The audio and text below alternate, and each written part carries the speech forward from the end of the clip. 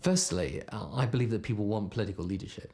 You don't do this arrogantly or just on a sort of whimsy. You decide, in some sort of macho way you're going to be a strong leader. But people need to know a direction. And, the Labour Party lost the last 4 elections. And frankly, anybody who looks at the situation there and says, well, there's no changes that we need to make, I don't think is being a very serious person about their political beliefs.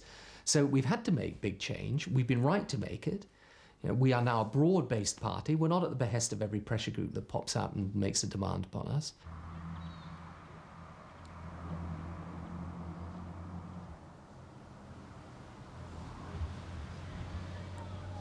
Of course, there are elements who disagree with that process of change, but I think, one, it is really a younger generation that's come on in the Labour Party, and they're with change and modernisation, and that's where the centre of gravity is. And 2, there's no intellectual case against what we're doing.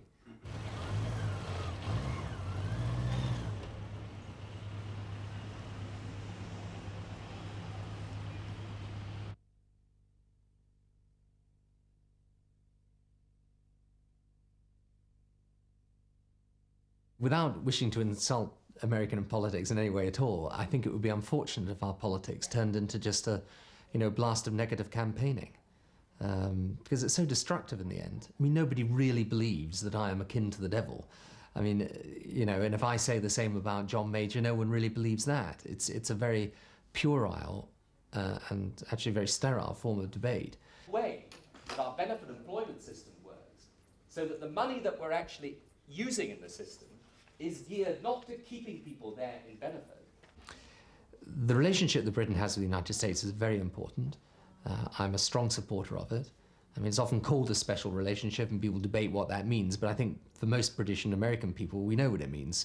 It's not just ties of kinship and history, it's also ties of attitude as well.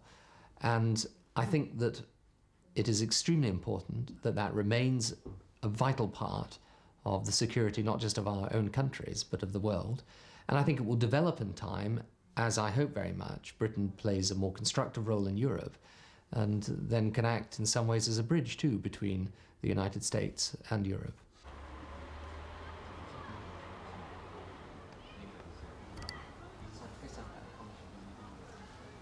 I do believe there are big economic problems with it. What I think would be very foolish is to end up in a situation where we are saying to the rest of Europe, we're never going to participate in this, when it is clear that other countries in Europe are going to go ahead with it. Now, those economic difficulties don't diminish. I think they are very significant. But I've never seen this as a matter of anti-Europeanism. I've seen it as a matter of cold, hard practicality. It's the only time you can let it take this picture, so you better take it now. There we are.